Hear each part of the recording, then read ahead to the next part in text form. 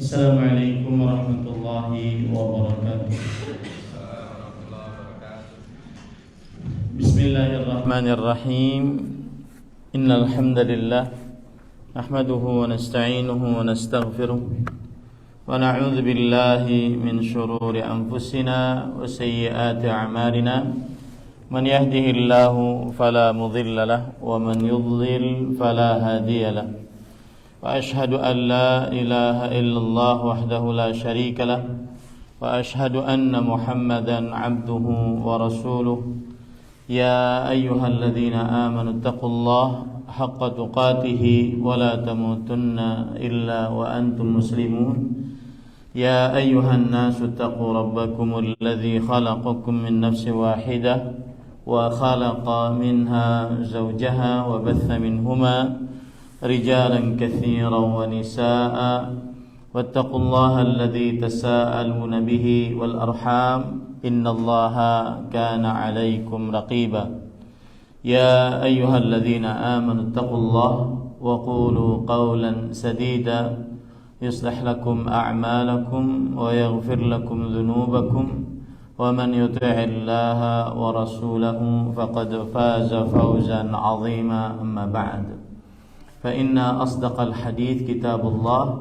وأحسن الهدي هدي محمد صلى الله عليه وعلى آله وسلم وشر الأمور محدثاتها وكل محدثة بدعة وكل بدعة ضلالة وكل ضلالة في النار.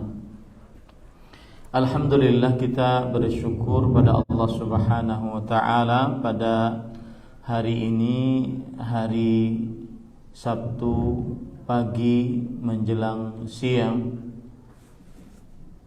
22 Syawal 1444 Hijriah, kita dimudahkan oleh Allah Subhanahu wa taala untuk duduk bersama di dalam ruangan ini dalam sebuah ad-daurah asy-syar'iyyah, kajian Islam intensif yang berkaitan dengan keluarga muslim yang sakinah, mawaddah dan rahmah, dengan 3 subtema kajian.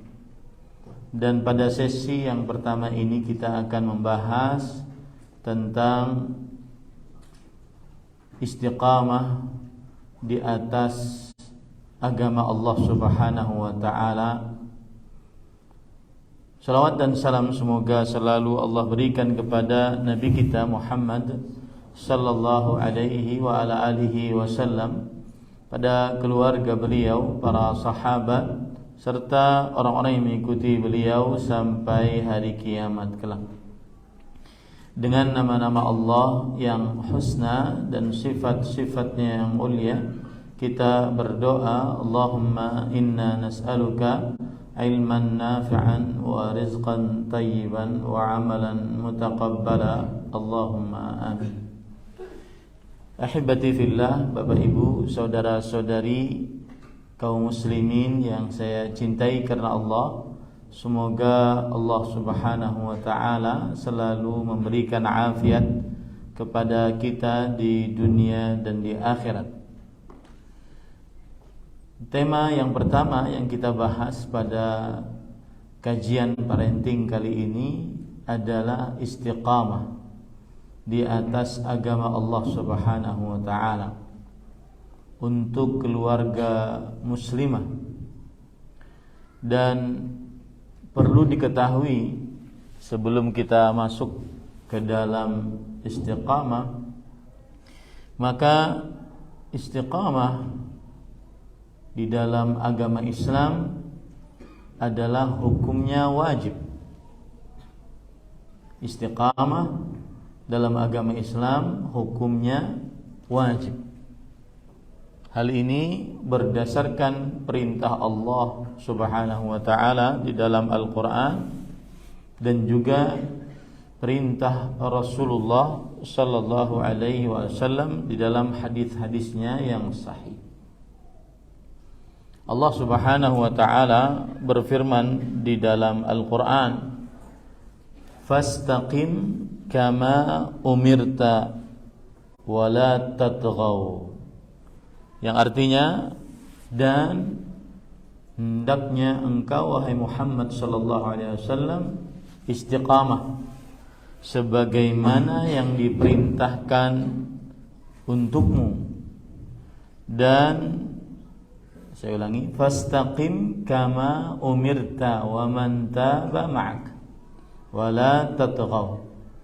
Maka hendaknya engkau tetap istiqamah sebagaimana yang diperintahkan kepadamu dan juga orang-orang yang telah bertobat bersertamu, dan janganlah kamu atau kalian melampaui batas. Quran surat Hud ayat 112. Ayat ini perintah dari Allah Subhanahu wa taala kepada Rasulullah sallallahu alaihi wasallam dan hamba-hambanya yang beriman untuk senantiasa tetap terus-menerus di atas istiqamah. Berkata Al-Imam Ibnu Katsir Al-Mufassir, ahli tafsir di generasi Islam abad ke-8 Hijriah, di dalam kitabnya Tafsirul Qur'anil Azim, ya'muru ta'ala rasulahu wa ibadahul mu'minin bis-sabati wad-dawami 'ala al-istiqamah. Yang artinya Allah Subhanahu wa taala memerintahkan Rasulullah sallallahu alaihi wasallam dan hamba-hambanya yang beriman untuk tetap dan terus-menerus di atas istiqamah. Nah, ini perintah menunjukkan kepada kewajiban bagaimana yang kita kenal di dalam ilmu usul fiqih. Al-aslu fil amri lil wujub. Asal hukum perintah menunjukkan kepada kewajiban. Itu ayat yang memerintahkan untuk istiqamah. Kemudian hadis Rasul sallallahu alaihi wasallam yang memerintahkan untuk istiqamah. Ada seorang datang kepada Rasulullah sallallahu alaihi wasallam kemudian berkata, "Ya Rasulullah, qul li fil Islam." Wahai Rasulullah sallallahu alaihi wasallam, berikan aku wasiat di dalam agama Islam. La as'aluhu ahadan ba'dak. Aku tidak akan meminta kepada seorang pun tentang wasiat tersebut setelah engkau memberi wasiat kepadaku. Ini adalah minta wasiat kepada Rasulullah sallallahu alaihi wasallam, dan beliau berjanji tidak akan minta wasiat lagi kepada selain Rasulullah sallallahu alaihi wasallam setelah mendapatkan wasiat dari Rasulullah sallallahu alaihi wasallam. Kemudian Rasulullah sallallahu alaihi wasallam bersabda, "Qul amantu billahi tsumma istaqim." Yang artinya, katakanlah wahai fulan yang minta wasiat tadi, aku beriman kepada Allah, kemudian istiqamahlah di atasnya. Ini juga hadis menunjukkan bahwa istiqamah hukumnya wajib. Hukumnya wajib. Hadis tadi diriwayatkan oleh Imam Muslim dari sahabat Nabi Sufyan bin Abdullah Ats-Tsaqafi radhiyallahu anhu. Berarti sudah kita yakini bahwa istiqamah hukumnya wajib. Siapa yang tidak istiqamah berarti berdosa. Karena arti dari wajib adalah ma amara bihi syari' amran jaziman ustuhiqqa bil adzabi tarikuhu 'amdan mutlaqa. Yang artinya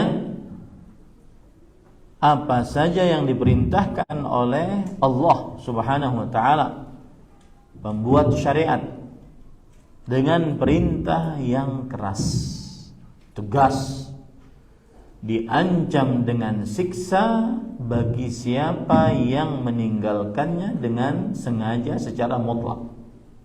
Siapa yang tidak istiqamah, maka dia mengerjakan hal yang haram, diancam dengan siksa. Maka tema ini penting sekali. Kenapa? Karena istiqamah adalah hukumnya wajib. Yang mana sesuatu yang wajib apabila ditinggalkan dengan sengaja tanpa ada alasan syar'i, maka berdosa dan diancam dengan siksa. Kemudian akhirnya seperti inilah yang dilakukan oleh orang-orang saleh. Mereka senantiasa berusaha agar istiqamah dan khawatir, takut dirinya tidak istiqamah karena perintah tadi adalah wajib. Maka akhirnya orang-orang saleh seperti para nabi, para rasul, para sahabat, para tabi'in, para tabi'ut tabi'in takut, khawatir untuk tidak istiqamah, untuk mati tidak di atas agama Islam. Sangat takut. Oleh karenanya, misalkan saya beri contoh, dua khalilullah, dua kekasih Allah, Nabi kita Muhammad ibn Abdullah sallallahu alaihi wa ala alihi wasallam. Beliau setiap kali sujud membaca doa yang menginginkan istiqamah, dan semestinya kita juga selalu membaca doa ini agar istiqamah. Apa itu doanya? Yaitu ya muqallibal qulub tsabbit qalbi ala dinik. Yang artinya, wahai yang membolak-balikkan hati, tetapkan hatiku di atas agamamu. Dan ini doa yang paling banyak dibaca oleh Rasulullah sallallahu alaihi wasallam, terutama di dalam sujud. Sebagaimana hadis riwayat Imam Tirmidzi dari sahabat Nabi Syahr ibn Haushab rahimahullah. Seorang tabi'i berkata kepada istri Nabi Muhammad sallallahu alaihi wasallam, Ummu Salamah radhiyallahu anha, "Ya ummal mu'minin, ma kana aktsaru du'ai Rasulillah sallallahu alaihi wasallam idza kana 'indaki." Wahai ibundanya orang beriman, wahai Ummu Salamah, wahai istri Nabi radhiyallahu anha wa ardhaha, apakah doa paling banyak yang dibaca oleh Rasulullah sallallahu alaihi wasallam kalau beliau sedang menggilir engkau?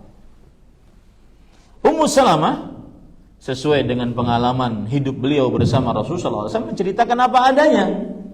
Kata beliau, kana aktsaru du'aihi ya muqallibal qulub tsabbit qalbi ala dinik. Wahai yang membolak-balikkan hati, tetapkan hatiku di atas agama. Istiqamahkan hatiku di atas agama. Lalu Ummu Salamah radhiyallahu anha bertanya, "Ya Rasulullah, ma aktsaru du'aika ya muqallibal qulub tsabbit qalbi ala dinik." Wahai Rasulullah, mengapa doamu sangat banyak membaca ini?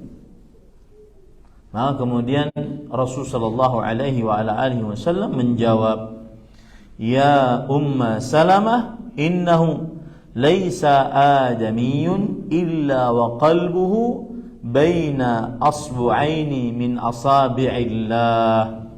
Faman syaa'a aqama wa man syaa'a azagha." Fatala Mu'adzan, "Rabbana la tuzigh qulubana ba'da idh hadaitana." Wahai Ummu Salamah, wahai istriku, tidak ada seorang pun dari manusia melainkan qalbunya di antara dua jari jemarinya Allah Subhanahu wa taala. Maka siapa saja yang diinginkan oleh Allah untuk istiqamah, Allah akan istiqamahkan dia. Siapa saja yang Allah inginkan untuk membelok, menyimpang, maka Allah akan belokkan dia. Mendengar hadis tersebut, Mu'adz bin Jabal radhiyallahu anhu, sahabat Rasul sallallahu alaihi wasallam, langsung berdoa, "Rabbana la tuzigh qulubana ba'da id hadaitana." Wahai Rabb kami, jangan belokkan hati kami setelah Engkau memberikan petunjuk kepada kami. Nah, ini menunjukkan bahwa Khalilullah, kekasih Allah, Sayyidu waladi Adam, pemimpin anak manusia, ghufira lahu ma taqaddama min dhanbihi wa ma ta'akhkhar, seorang yang diampuni dosanya yang telah lalu, yang akan datang. Awwalu mustaftihi abwabil jannah, seorang yang paling pertama minta dibukakan pintu-pintu surga.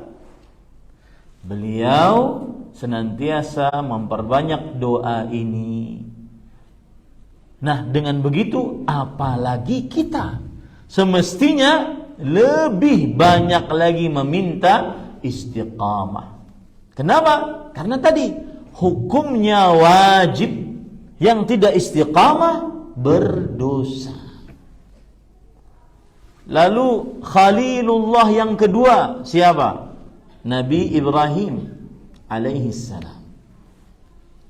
Bagaimana beliau minta istiqamah dan bagaimana beliau khawatir dicabut iman saat dalam keadaan mau meninggal. Allah Subhanahu wa taala berfirman di dalam surat Ibrahim, dan doa ini dikatakan oleh siapa? Oleh Abul Anbiya, bapaknya para nabi. Sekitar 18 nabi keturunan Ibrahim alaihissalam. Sisanya bukan keturunan beliau. Beliau siapa? Khalilullah, kekasih Allah Subhanahu wa taala. Beliau siapa? Imamul Hunafa, pemimpinnya ahli tauhid. Meskipun demikian, beliau sangat khawatir tidak istiqamah. Sangat khawatir dicabut iman saat mati.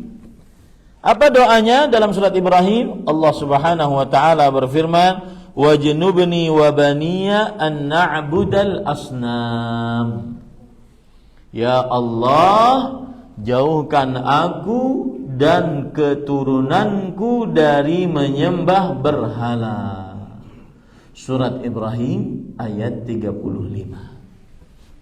Coba introspeksi diri kita, muhasabah terhadap diri kita. Allah berikan waktu kepada kita 24 hours. Kira-kira berapa banyak doa ini kita baca? Siapa yang semestinya lebih harus merasa takut dicabut iman sebelum kematian? Makanya Wahab ibn Munabbih rahimahullahu ta'ala ketika Nabi Ibrahim alaihissalam berdoa seperti ini, maka beliau mengatakan, man ya'manul bala ba'da Ibrahim. Kalau begitu siapa yang merasa aman dari tidak istiqamah setelah Nabi Ibrahim? Nabi Ibrahim alaihissalam saja khawatir tidak istiqamah di hari pencabutan nyawanya. Bahkan kisah yang sangat ma'ruf ini, hati-hati ya para ikhwan. Kisah yang sangat ma'ruf dari kisah Imam Ahli Sunnah wal Jamaah, Imam Ahmad ibn Hanbal rahimahullah. Ketika beliau mau meninggal, kemudian beliau berkata kepada syaitan, "Futtani ya Hubayb. Tugasmu selesai wahai syaitan. Kamu tidak bisa mengalahkan aku." Apa kata syaitan? La ba'du. Enggak, belum. Nyawamu belum dicabut. Selama nyawa belum dicabut, masih ada kemungkinan seseorang tidak istiqamah di atas iman. Apalagi yang tidak ada jaminan sama sekali dari Allah Subhanahu wa taala kita mati di atas Islam.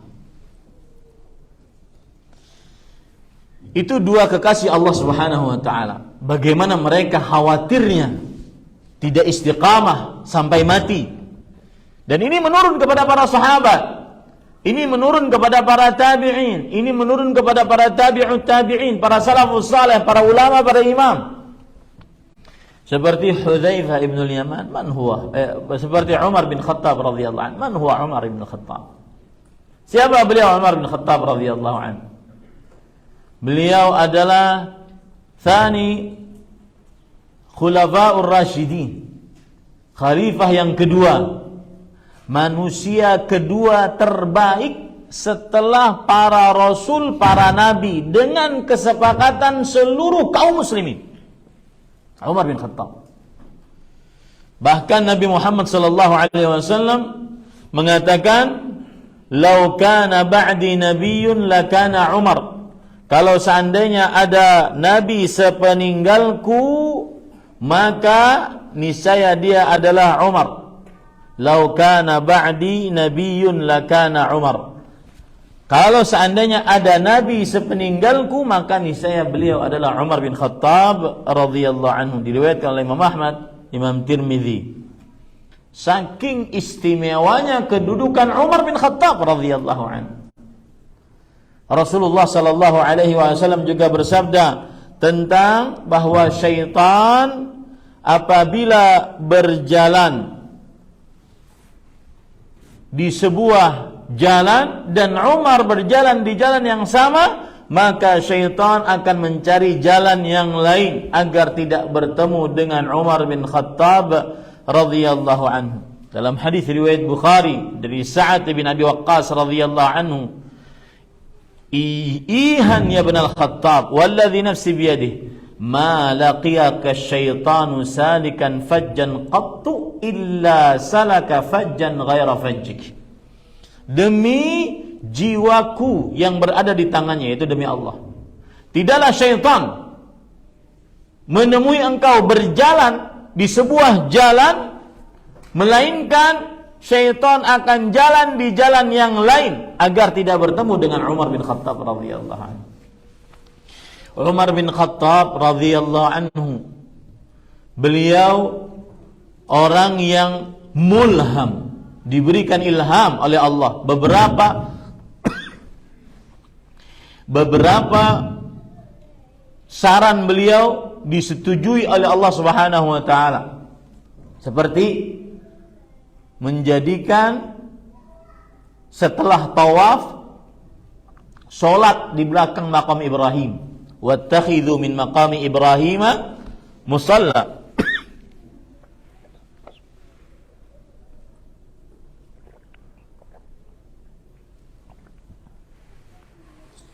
Dan Allah Subhanahu wa taala menyetujui akan hal tersebut.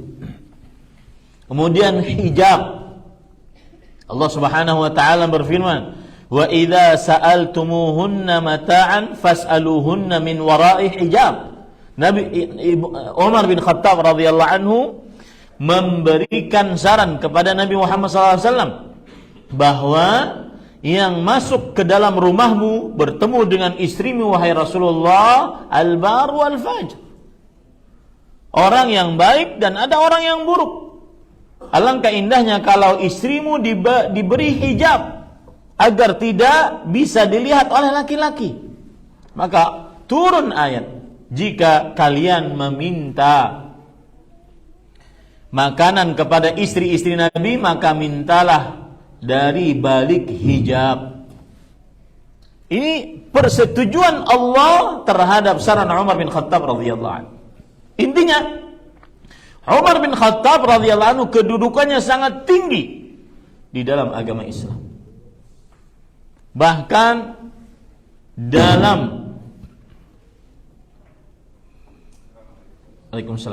peperangan Badar, Umar bin Khattab pendapatnya yang lebih benar dibandingkan Rasulullah sallallahu alaihi wasallam dan Abu Bakar As-Siddiq. Makanya Allah Subhanahu wa taala memperingatkan kepada Rasulullah sallallahu alaihi wasallam tentang hal tersebut. Di antaranya surat Al-Anfal ayat 67, "Maka lin nabiyyin an yakuna lahu asra hatta yudkhina fil ard. Turiduna 'arada ad-dunya wallahu yuridul akhirah. Wallahu azizun hakim." Tidak patut bagi seorang nabi mempunyai tawanan. Umar bin Khattab radhiyallahu anhu sudah memberikan saran, tidak boleh ditawan. Dipenggal saja. Ini ditawan. Dan akhirnya diperingatkan oleh Allah Subhanahu wa taala. Akhirnya Nabi Muhammad sallallahu alaihi wasallam dan Abu Bakar As-Siddiq radhiyallahu anhu sampai kedua-duanya menangis. Ini menunjukkan kedudukan yang besar dari seorang Umar bin Khattab, keimanan yang tinggi dari seorang Umar bin Khattab. Tetapi apa yang terjadi?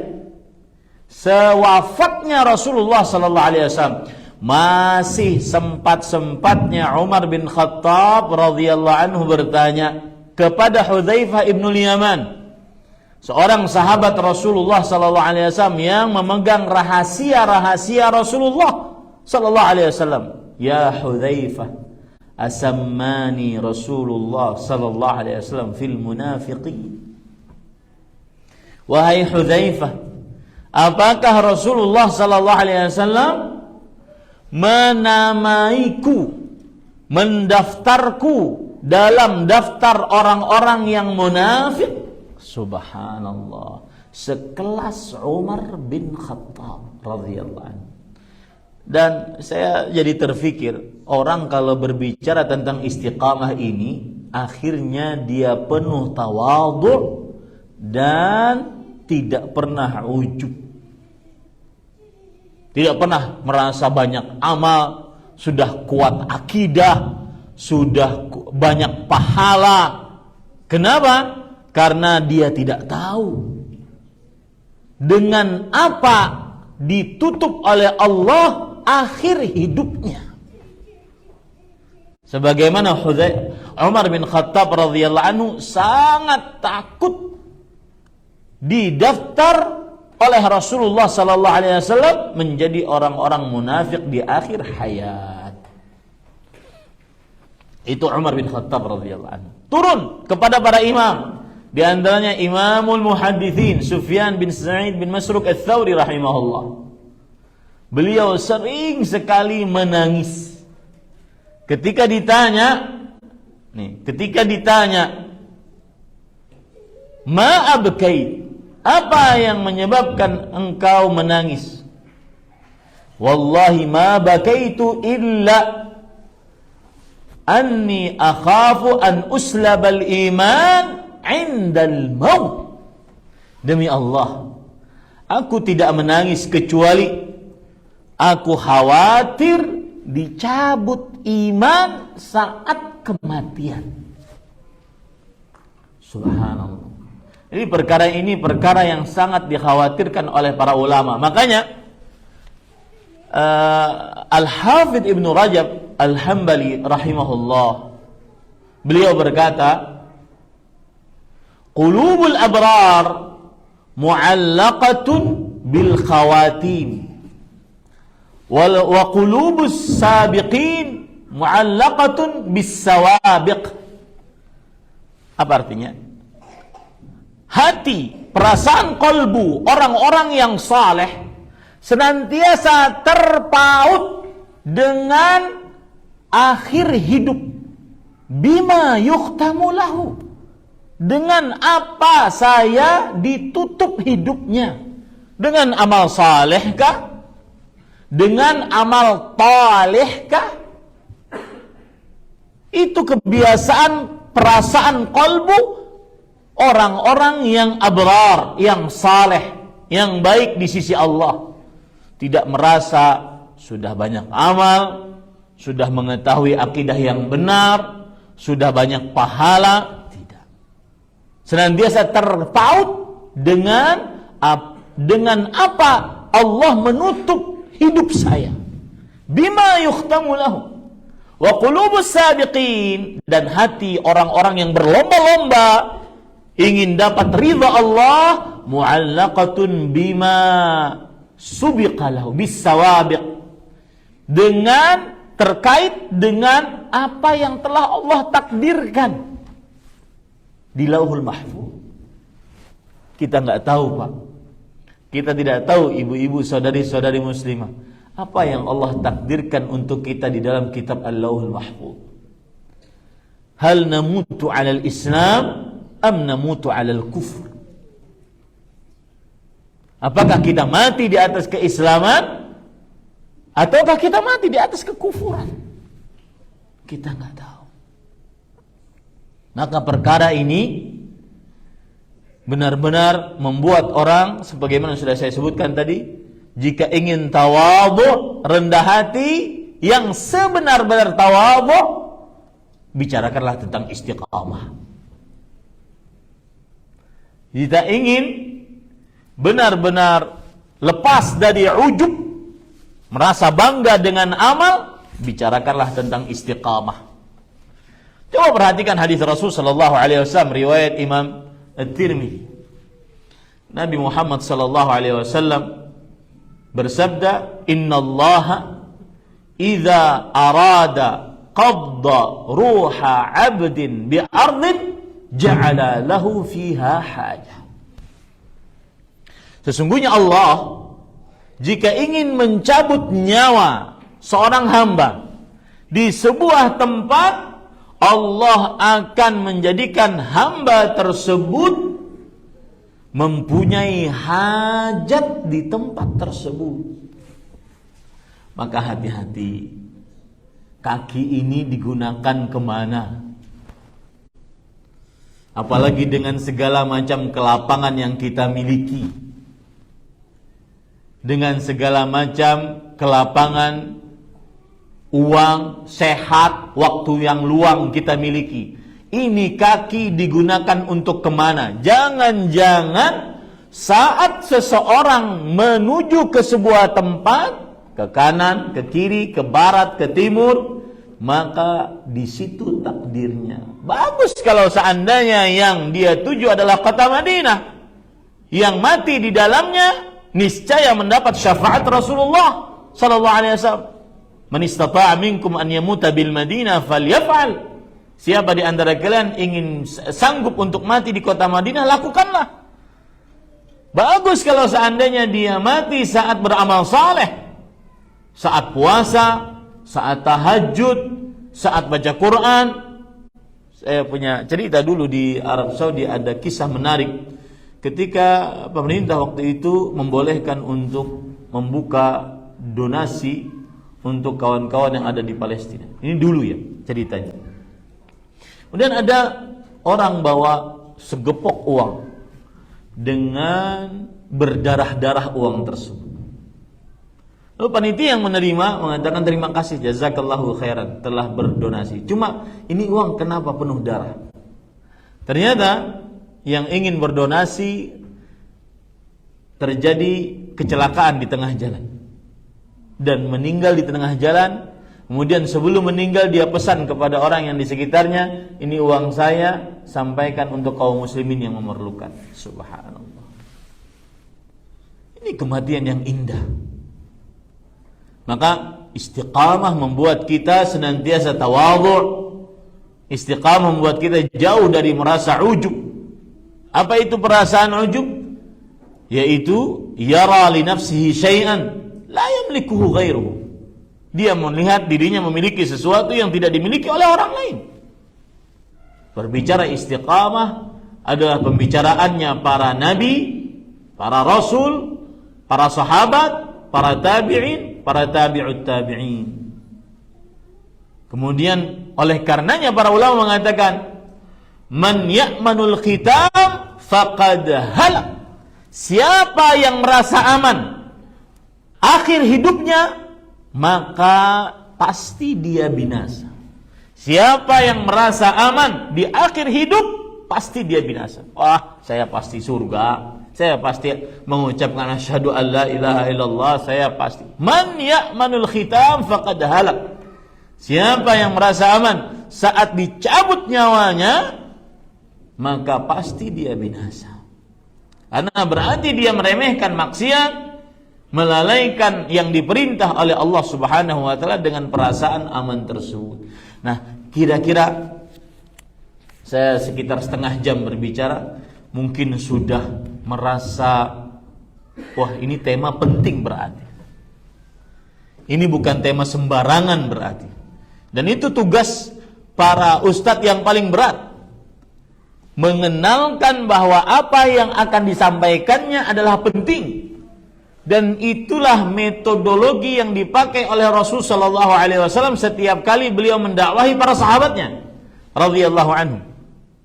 Yaitu mengambil hati para sahabat agar memperhatikan apa yang beliau sampaikan. Beliau sering sekali bertanya kepada para sahabat, hal tadruna manil muflis? Tahukah kalian siapa orang yang bangkrut? Itu tujuannya adalah untuk mengambil perhatian agar apa yang disampaikan penting. Kemudian beliau kadang-kadang menyebutkan angka ithnan kalimatani khafifatani 'alal lisan thaqilatani fil mizan habibatani ilar rahman subhanallah bihamdihi subhanallahil azim. Dua kalimat beliau menyebutkan angka yang sangat ringan di lisan, berat di timbangan, sangat disukai oleh Allah Subhanahu wa taala. Subhanallah bihamdihi subhanallahil azim. Thalathun man kunna fihi wajada bihinna halawatul iman. 3 perkara. Siapa saja yang di dalam dirinya ada 3 perkara tersebut, dia mendapatkan manisnya iman. Ini untuk apa? Ijtidabul intibah, menarik perhatian dari lawan bicara. Nah, yang saya lakukan tadi, setengah jam saya mengulur waktu, belum masuk ke tema, itu baru muqaddimah ya. Adalah untuk menarik perhatian kepada Bapak Ibu saudara-saudari bahwa tentang istiqamah sangat penting. Sebagaimana yang sudah kita sebutkan, dia adalah wajib hukumnya karena diperintahkan oleh Allah, diperintahkan oleh Rasul sallallahu alaihi wasallam. Salah satu dalil juga perintah Allah Subhanahu wa taala yang belum saya sebutkan, wa'bud rabbaka hatta ya'tiyakal yaqin. Beribadahlah kepada Rabbmu sampai datang keyakinan. Keyakinan yang dimaksud adalah al-maut, sampai datang kematian. Perintah Allah, perintah Rasulullah, kemudian dicontohkan oleh para rasul, bahkan 2 kekasih Allah mencontohkan agar selalu istiqamah, takut tidak istiqamah. Kemudian dicontoh oleh para sahabat, para tabi'in, para tabi'ut tabi'in, sampai para imam dan para ulama rahimahumullah ta'ala. Ini menunjukkan tema istiqamah penting. Kalau sudah merasa ini penting, maka saya akan masuk ke dalam perihal istiqamah. Kita pelajari tentang istiqamah tersebut pelan-pelan. Yang pertama, para ikhwan yang dirahmati oleh Allah Subhanahu wa taala, apa makna istiqamah? Apa makna istiqamah? Makna istiqamah secara etimologi diambil dari kata istaqama yastaqimu.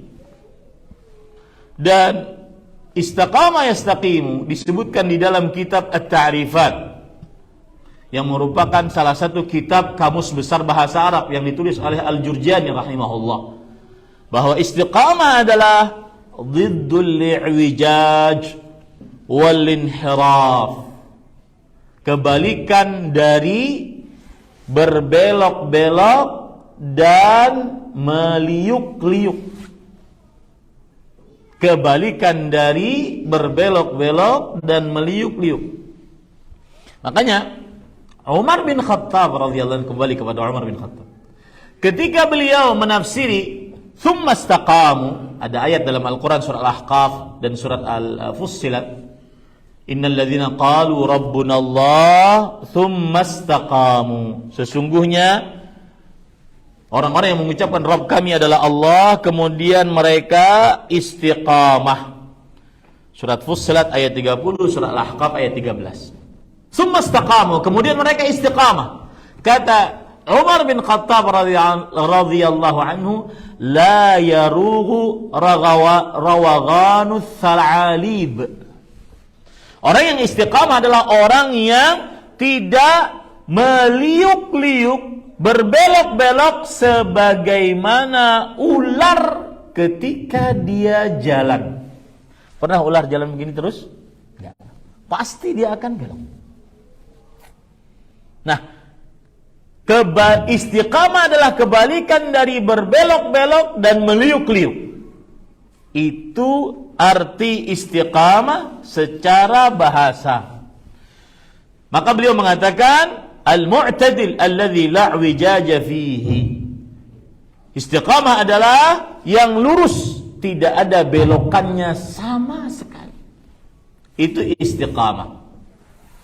Adapun istiqamah secara istilah syariat, maka kita ambilkan dari perkataan para ulama, dan saya menasihati diri saya pribadi, kemudian juga kaum muslimin, kemudian juga terkhusus para pendakwah.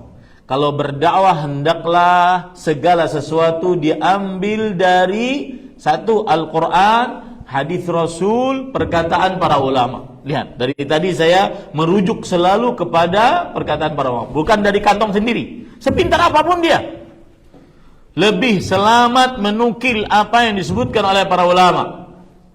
Lebih selamat. Sepintar apapun bahasanya, bahasa Arabnya. Dan itu adalah ilmiah. Itu adalah ilmiah. Pengajian yang ilmiah adalah yang berdalil dari Al-Quran, hadis Rasul, kemudian dipahami oleh para sahabat, para tabi'in, para tabi'ut tabi'in, para imam, para ulama rahimahumullah ta'ala. Itu bagi seorang pendakwah lebih selamat. Sekarang, sesudah kita mengetahui pengertian istiqamah secara bahasa, maka kita ambil pengertian istiqamah secara terminologi syariat. Apa itu istiqamah secara terminologi syariat? Kita ambilkan dari perkataan para ulama rahimahumullah di dalam kitab Riyadhus Shalihin yang ditulis oleh Imam An-Nawawi. Nama lengkap Imam An-Nawawi Yahya bin Syaraf An-Nawawi, ulama Islam abad ke-7 Hijriah bermadzhab Syafi'i. Beliau berkata, qala al-ulama, para ulama berkata. Lihat adabnya Imam Syafi'i. Sekelas Imam Nawawi rahimahullah, muhaqqiq madhhab Syafi'i, ulama peneliti mazhab Syafi'i, pasti menukilkan berkata para ulama. Maka ini pelajaran menarik bagi para pendakwah, para ustadz, agar senantiasa dalam dakwahnya jangan mensyarah dari kantong sendiri. Yang ilmiah adalah Anda menukil dari Al-Quran, hadis Rasul, penjelasan para sahabat, para tabi'in, para tabi'ut tabi'in, para imam, para ulama rahimahumullah. Imam An-Nawawi berkata, para ulama berkata, ma'na al-istiqamati luzumu ta'atillah, melazimi ketaatan kepada Allah Subhanahu wa ta'ala. Itu makna istiqamah. Melazimi ketaatan kepada Allah Subhanahu wa taala. Itu adalah makna istiqamah. Nanti ada pertanyaan, Ustaz, berarti orang istiqamah itu tidak boleh bermaksiat? Kalau seandainya dia bermaksiat, apakah tidak dinyatakan dia tidak istiqamah atau bagaimana? Nah, kita jawab. Kalau seandainya nanti ditanya, saya akan jawab. Ya. Kita lanjutkan materi kita dulu. Menurut Imam Syafi'i, para ulama berkata makna istiqamah adalah melazimi ketaatan kepada Allah Subhanahu wa taala. Selalu di atas ketaatan kepada Allah. Islam ada 2 poin. Tabsyir wa tanzir. Memberikan kabar gembira dan memberikan peringatan. Fi'lu ma'mur, mengerjakan yang diperintah, wa tarku mahdzur, mengerjakan yang terlarang. Itu adalah keislaman. Itu yang dimaksud dengan ketaatan. Maka istiqamah adalah melazimi tadi, mengerjakan yang diperintah, menjauhi yang dilarang. Itu istiqamah. Ini perkataan Imam An-Nawawi rahimahullah dalam kitab beliau Riyadhus Shalihin. Kita ambil lagi perkataan Imam Al-Hafidh Ibn Rajab Al-Hambali dalam kitab beliau yang sangat fenomenal, Jami'ul Ulum wal Hikam, yang merupakan kitab yang paling lengkap di dalam kitab Syarah Al-Arba'in An-Nawawiyah.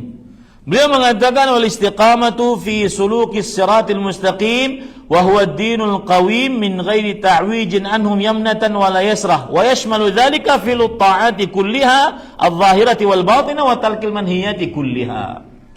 Istiqamah adalah menjalani jalan yang lurus. Jalan yang lurus tersebut adalah agama Islam yang lurus, tanpa belok ke kanan, belok ke kiri. Dan ini mencakup seluruh ketaatan yang lahir atau batin, dan meninggalkan yang terlarang. Sebagaimana sudah saya sebut tadi, orang istiqamah mengerjakan 2 poin. Fi'lu ma'mur wa tarku mahdzur, dan selalu mengerjakan itu. Mengerjakan yang diperintah dan menjauhi yang dilarang. Selalu seperti itu sampai dia mati. Itu baru dikatakan sebagai istiqamah. Dan itulah pengertian istiqamah. Baik. Para ulama rahimahumullah ketika membicarakan istiqamah, mereka membicarakan rukun istiqamah. Sebelum saya sebutkan apa itu rukun istiqamah, bismillah.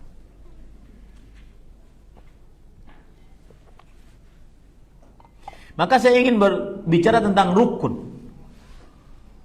Ini ada hadiah-hadiah biar interaktif ya, tidak dari satu sisi saja.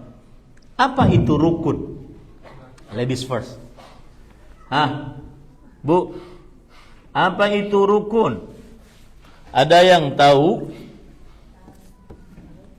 Ya, silakan.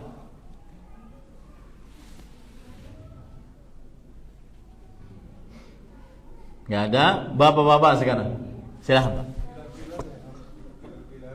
Pilar-pilar yang harus ditegakkan. Baik, silakan Pak. Ya. Panitia harus sigap. Dibawa aja ke bawah. Ya. Saya nanti banyak interaktif, jadi tidak monoton kajiannya. Pilar-pilar yang harus ditegakkan. Jawabannya salah, Pak. Baik, ada yang mau mencoba? Ibu-ibu silakan. Silakan. Ada mic enggak? Sebentar. Silakan, Bu. Peraturan-peraturan yang harus ditaati. Kasih ibu-ibu yang menjawab tadi. Saya akan katakan siapa yang menjawab dapat hadiah. Mau salah mau benar. Ya, siapa yang menjawab saya kasih hadiah. Baik. 2 ya. Saya akan Nanti ditransfer ke ibu-ibu ya. Saya akan menyebutkan rukun itu adalah bahasa fikih. Bapak Ibu mungkin mendengar rukun Islam, rukun iman, rukun salat, rukun wudu. Betul apa betul? Betul. Apa itu rukun? Secara bahasa dan secara terminologi syariat. Rukun secara bahasa adalah mahiyatus syai', inti sesuatu, itu rukun. Jadi kalau seandainya kita berhaji, Rasul sallallahu alaihi wasallam bersabda, al-hajju Arafah. Inti ibadah haji ke Arafah. Berwukuf di Arafah. Kalau ada orang haji, oh saya tahun kemarin haji.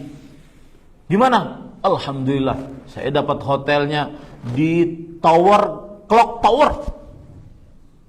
Ya, tapi nggak ke Arafah. Oh, nggak sah hajinya. Mau Clock Tower yang paling tinggi sekalipun, terjun kemudian ke situ, nggak sah hajinya kalau tidak wukuf di Arafah. Kenapa? Karena wukuf di Arafah adalah rukun haji. Tergambar sekarang? Rukun adalah inti sesuatu. Itu secara bahasa. Ada juga para ulama mengatakan rukun secara bahasa adalah al-janibul aqwa minasyai'. Bagian yang paling kuat dari sesuatu, itu rukun. Seperti ruangan ini. Bagian yang terkuatnya adalah pondasinya dan tiang-tiang penyangganya. Itu adalah rukun secara bahasa. Lalu rukun secara terminologi syariat apa?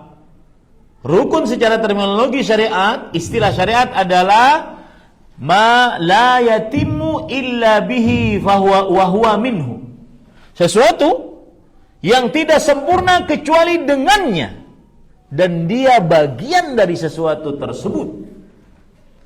Ma la yatimmu illa bihi wa huwa minhu. Sesuatu yang tidak sempurna kecuali dengannya dan dia bagian dari sesuatu tersebut. Rukun salat adalah membaca surat Al-Fatihah. Salat tidak sah kecuali dengan membaca surah Al-Fatihah, dan membaca surah Al-Fatihah bagian dari salat. Dan itulah yang membedakan rukun dengan syarat. Kalau syarat sesuatu yang tidak sempurna kecuali dengannya dan dia bukan bagian dari sesuatu tersebut. Syarat sahnya salat berwudu, tetapi wudu bukan bagian dari salat. Itu bedanya rukun dengan syarat. Nah, sekarang kalau kita katakan rukun Islam, berarti 2 kalimat syahadat, mendirikan salat, berpuasa pada bulan Ramadan, membayar zakat, berhaji ke Baitullah. Tidak sah Islam kecuali dengan ini, dan dia bagian dari 5 ini. Baik, bisa dipahami. Kalau sudah paham tentang rukun, saya masuk kepada istiqamah. Rukun istiqamah ada 2. Berarti apa? Dia adalah sesuatu yang tidak sempurna istiqamah kecuali dengannya, dan dia bagian dari istiqamah tersebut. Yang pertama adalah as-sairu 'ala tariqil mustaqim. Berjalan di atas jalan yang lurus. Dan ini memerlukan ilmu agama yang benar. Ini rukun pertama. Makanya Bapak Ibu, kita para pendakwah sering sekali ngajak umat Islam, ayo duduk di majelis ilmu, ayo nuntut ilmu, ayo luangkan waktu duduk di majelis ilmu, seperti kedatangan saya sekarang ini. Bapak Ibu mungkin ada kegiatan, luangkan waktu untuk duduk di majelis ilmu. Luangkan waktu. Karena harus meluangkan waktu. Bukan menuntut ilmu di waktu luang, bukan. Harus meluangkan waktu. Pekerjaan-pekerjaan mungkin yang lain yang harus kita atur lagi jadwalnya. Karena ada majelis ilmu. Harus meluangkan waktu. Kenapa? Karena istiqamah rukunnya adalah berjalan di atas jalan yang benar. Tidak akan pernah istiqamah kalau jalannya di jalan yang keliru. Contoh, seorang pemuda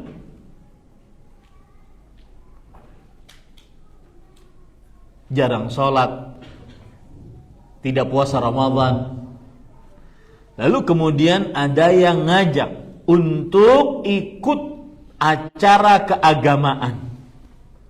Ternyata dia diajak oleh orang yang menyimpang dari jalan yang benar, yaitu yang suka mengkafirkan, yang suka dengan akidah suka mengkafirkan tersebut. Akhirnya terjadilah pengeboman, pembunuhan aparat keamanan, padahal mereka muslim bersyahadat.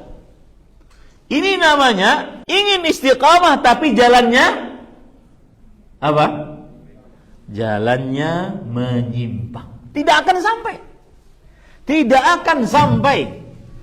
Kenapa? Karena rukun istiqamah adalah berjalan di atas jalan yang benar. Dan poin pertama ini, rukun pertama ini memerlukan ilmu agama yang benar berdasarkan Al-Quran dan hadis Rasul sallallahu alaihi wa ala alihi wasallam. Rukun istiqamah yang kedua yaitu al-istimrar was-sabat alaihi hatta al-mamat.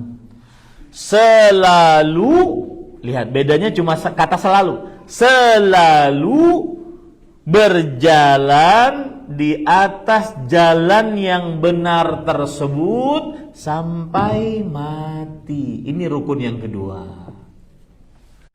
Orang tidak dikatakan istiqamah sampai dia berjalan di atas jalan yang benar dan selalu berjalan di atas jalan yang benar tersebut. Saya beri contoh ya Pak. Ada sebagian orang asalnya malas sholat, lalu bertobat kepada Allah. Dan biasanya Allah kalau ngasih petunjuk itu melalui mengingat kematian, dan itu sangat banyak sekali. Saya biasanya kalau di bandara nunggu di lounge, kemudian datang, "Oh Ustaz, alhamdulillah ketemu di sini. Ustaz, saya sudah hijrah Ustaz." Saya lagi makan tuh. Kalau sudah begitu pasti nggak jadi makan. Karena ngobrol akhirnya. Kenapa? Apa sebabnya Pak? Hijrah, istiqamah di atas jalan. Saya diingatkan mati Ustaz. Taib. Ketika sudah diingatkan kematian, niscaya dia akan jalan di atas jalan yang benar. Cuma ingat, jangan sampai jalannya tidak di atas jalan yang benar. Yang asalnya tidak sholat, kemudian dia masuk kepada sebuah jalan istiqamah, tetapi ternyata jalannya salah. Kenapa? Karena dia masuk kepada kelompok yang sholatnya cuma ingat saja. Sudah selesai. Nah ini gak akan istiqamah ini. Bagaimana kok bisa sholat cuma ingat saja? Nabi kita Muhammad SAW sholatnya sampai bengkak kedua telapak kakinya. Itu orang yang paling ma'rifat kepada Allah Subhanahu wa ta'ala. Orang yang paling mengenal Allah Subhanahu wa ta'ala. Sampai bengkak kedua telapak kakinya. Nah ini Bapak Ibu, saudara-saudari yang dimuliakan oleh Allah Subhanahu wa ta'ala. Nah, apa dalil dua rukun ini? Ini pernyataan, memerlukan dalil. Tidak boleh kita berbicara agama tanpa dalil. Apa dalilnya? Surah Al-Imran ayat 102.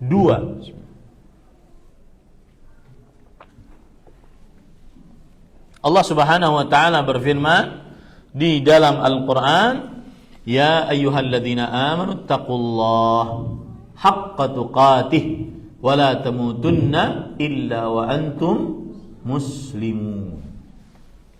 Wahai orang-orang yang beriman, bertakwalah kepada Allah dengan sebenar-benar takwa dan janganlah mati kecuali dalam keadaan beragama Islam.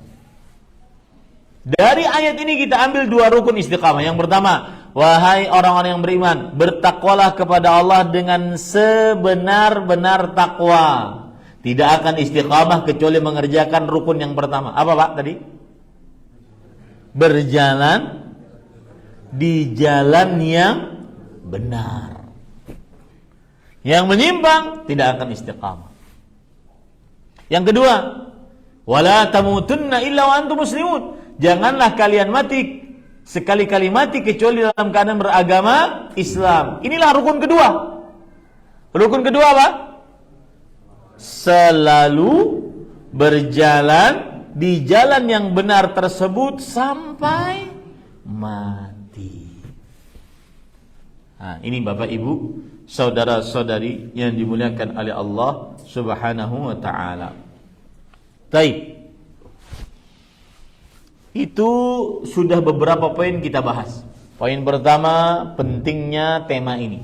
Poin kedua, makna istiqamah secara bahasa, secara istilah syariat. Poin yang ketiga, rukun istiqamah. Poin yang keempat, istiqamah itu sulit tapi tidak mustahil. Istiqamah itu sulit tapi tidak mustahil. Dari mana Ustaz sulitnya? Itu sebuah statement Ustaz, harus berdalil. Maka jawabannya adalah hadis Rasul sallallahu alaihi wasallam riwayat Imam Ahmad. Lihat hadis ini, kemudian gambarkan, bayangkan sebagaimana Rasul sallallahu alaihi wasallam menggambarkannya kepada kita. Sehingga kita tahu bahwasanya istiqamah itu tidak mudah, sulit. Terutama para ikhwah yang dirahmati oleh Allah Subhanahu wa taala, istiqamah di dalam akidah yang benar. Yang berujung kalau tidak istiqamah keluar dari agama Islam. Itu sulit. Di zaman yang banyak syubhat dan syahwat. Kita baca dulu hadisnya, bahwa istiqamah itu sulit tapi tidak mustahil. Lihat dari sahabat Nabi An-Nawas bin Sam'an Al-Ansari radhiyallahu an. Rasulullah sallallahu alaihi wasallam bersabda, "Daraballahu mathalan siratan mustaqiman." Lihat ya, imajinasikan dalam pandangan kita. Allah membuat perumpamaan jalan yang lurus. Anggap di hadapan Bapak Ibu ada jalan lurus. Wa ala jambatay sirat suran fihima abwabun mufattah. Jalan lurus, di samping-samping jalan ada pagar. Pakcik-pakcik dari Malaysia paham ya pagar ya? Pagar. Fihima abwabun mufattah.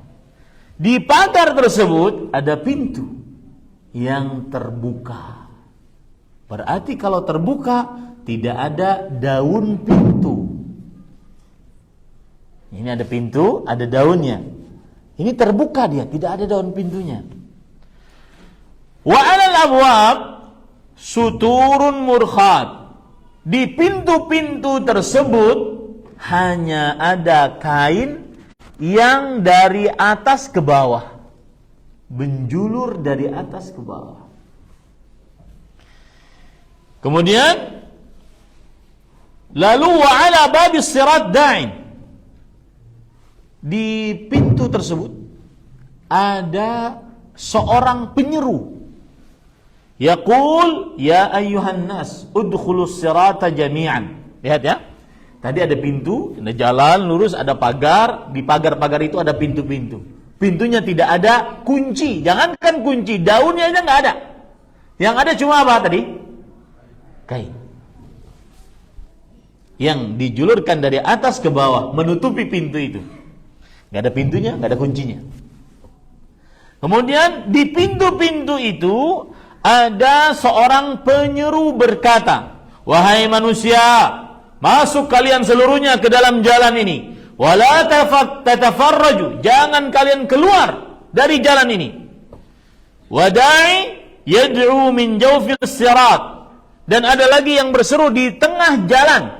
Wahai manusia, masuk kalian, jangan masuk ke dalam pintu-pintu tersebut. Fa idza arada an yuftaha syai'an min tilkal abwab qala waihak la taftahu fa innaka in taftahu talijhu. Tapi yang namanya manusia, ada saja yang iseng, yang ingin tahu, apalagi pintunya apa tadi? Tidak ada daun pintu, yang tidak ada kunci, yang ada cuma apa? Kain. Maka jika ada orang yang ingin buka pintu tersebut, karena dia cuma satu kain, hanya dengan satu klik saja bisa melihat yang haram dan paling keji di dunia, terutama di zaman sekarang. Satu klik saja di zaman sekarang, dengan handphone kita bisa melihat yang paling keji di dunia, bisa melihat hal porno yang paling porno yang pernah terlihat di atas muka bumi. Betul apa betul? Makanya Al-Syekh Profesor Dr. Abdul Razzaq bin Abdul Muhsin Al-Badr hafizahumullah ta'ala, beliau mengatakan, hati-hati, kita di zaman yang kemungkaran tersebar begitu masif, ya, begitu luar biasa, tidak pernah ada di zaman sebelum kita. Kemungkaran di ujung dunia timur, di timur ujung dunia sana, bisa kita lihat dalam waktu detik. Di ujung barat dunia bisa kita lihat dalam waktu detik. Subhanallah. Dan orang-orang ini kan mau tahu apa sih isinya. Makanya ketika ada yang mau buka, langsung penyeru-penyeru tadi, para malaikat tadi mengatakan, waihak, celaka engkau, jangan engkau buka. Jika engkau buka, maka pasti, lihat ya, pasti engkau akan masuk. Yang nyoba-nyoba pasti kena. Di situ sulitnya istiqamah. Yang nyoba-nyoba pasti terperosok ke dalamnya. Karena hadisnya berbunyi begitu, taliju, talija yaliju, atau walaja yaliju. Yaliju adalah fi'il mudhari', kata present dalam bentuk jawaban sebuah syarat yang menunjukkan kepada langsung terjadi. Kapan orang nyoba pasti terperosok, tidak bisa tidak. Kapan orang nyoba pasti terperosok, ya, tidak bisa tidak. Dan itulah yang terjadi pada diri kita masing-masing. Allah yastur. Allah maha penutup hamba, penutup aib dosa hamba. Ibnu Aun, seorang tabi'i atau seorang tabi'ut tabi'i, beliau pernah berkata, asbahtu wala adri ayyun ni'mataini a'zamu. Aku pernah masuk di waktu pagi, aku tidak tahu dua nikmat mana yang lebih besar yang Allah berikan kepadaku. Yang pertama, al-Islam, aku dijadikan sebagai seorang muslim. Yang kedua, dzunubun satarahallah falam yu'ayyirani min biha ahad. Dosa-dosa yang Allah tutupi, maka tidak ada seorang pun yang bisa mencela diriku dengan dosa-dosa tersebut. Allah Pak, sudahlah kita nggak boleh munafik. Semua yang main media sosial pasti terlihat yang haram. Karena itu janji Rasulullah SAW. Jangan coba-coba, pasti terperosok. Bahkan ada yang ketagihan. Sudah punya istri, istrinya lengkap dengan dananya, tetapi dia membiarkan yang hidup, yang nikmat bisa dinikmati dari ujung rambut sampai ujung kaki ini, dan melihat yang haram. Taliju pasti masuk. Jangan coba-coba, pasti masuk, karena itu sudah nas dari Rasulullah SAW. Wala wassiratu. Kemudian Nabi Muhammad SAW menjelaskan apa itu jalan. Kata beliau, jalan itulah Islam. Jalan tadi Islam. As-suran hududullah. Pagar-pagar tadi adalah batasan-batasan hukum Allah. Wal abwabul mufattahah maharimullah. Pintu yang tidak ada daun pintu, tidak ada kunci, cuma ada hordennya saja, itu adalah hal-hal yang diharamkan oleh Allah. Wa dzalika ad-da'i 'ala ra'sis sirat kitabullah azza wa jalla. Nah, ini pentingnya, Pak. Dan ada seorang penyeru yang di tengah-tengah jalan tadi, di depan pintu tadi. Ayo masuk, jangan keluar, jangan coba-coba buka. Siapa itu? Itulah Al-Quran. Semakin banyak baca Quran, semakin istiqamah. Meskipun Bapak tidak paham. Jamin, Pak. Meskipun Ibu tidak paham, itu dijamin. Yang paling banyak baca Quran, niscaya dia istiqamah. Allah Subhanahu wa taala berfirman dalam surat Thaha ayat 1, 2, 3. Famanittaba'a hudai fala yadhillu wa la yashqa. Siapa yang mengikuti petunjukku tidak akan pernah sesat dan tidak akan pernah sengsara. Sesat di dunia, sengsara di akhirat. Kata Abdullah bin Abbas radhiyallahu anhuma, "Dhaminallah." Allah menjamin. Man ittaba'a hudallah lan yadhilla fid dunya wa lan yashqa fil akhirah. Siapa yang mengikuti petunjuk Al-Quran tidak akan pernah sesat di dunia, sengsara di akhirat. Maka perbanyaklah baca Quran. Ustaz, apakah harus dengan membaca tafsirnya? Itu lebih baik. Tetapi walaupun kadang seseorang tidak bisa baca tafsirnya atau tidak punya buku yang berbahasa Indonesia atau berbahasa Melayu tafsirannya, maka bacalah Al-Quran. Dia penjaga agar kita istiqamah. Hadis Rasulullah SAW. Kemudian wadda'i min fawqis sirat wa'idullah fi qalbi kulli muslim. Ini penting. Ada tadi kan di depan pintu ada penyeru kan? Jangan masuk, celaka engkau, jangan coba-coba buka. Itu siapa? Itu adalah penasehat yang ada dalam hati, dalam qalbu yang paling dalam. Makanya, Pak, kapan kita sedang asyik masuk dengan maksiat, coba berhenti sebentar, tanyakan ke dalam qalbu kita yang paling dalam. Pasti dia akan merasa tidak nyaman. Itulah yang disebut oleh Rasulullah SAW. Ustaz, ini perbuatan saya benar gak? Tanya hati, nyaman gak? Hati bukan yang di luaran, tapi yang paling dalam. Kayaknya gak enak, Ustaz. Sudah tinggalkan. Itulah penasehat qalbu yang paling dalam. Ini Bapak Ibu, ini menunjukkan bahwa istiqamah apa tadi? Sulit tapi tidak mustahil. Kenapa Ustaz sulit? Baik, sesudah kita baca hadis ini, kenapa sulit? Karena istiqamah lawannya dua hal. Dan dua-duanya sangat digemari oleh manusia. Apa itu? Syahwat dan syubhat. Coba perhatikan ya, perkataan Imam Al-Qayyim rahimahullah dalam kitab Tariqul Hijratain. Beliau berkata, al-fitnatu fitnatan. Godaan manusia itu ada dua. Fitnatu syubuhat. Godaan yang pertama adalah fitnah syubuhat. Wahia a'zamul fitnatain. Dan dia adalah godaan yang paling berat dari dua godaan tersebut. Godaan syubhat. Apa itu syubhat? Hal-hal yang samar-samar. Saya beri contoh dari mulai perkara akidah ya Pak ya.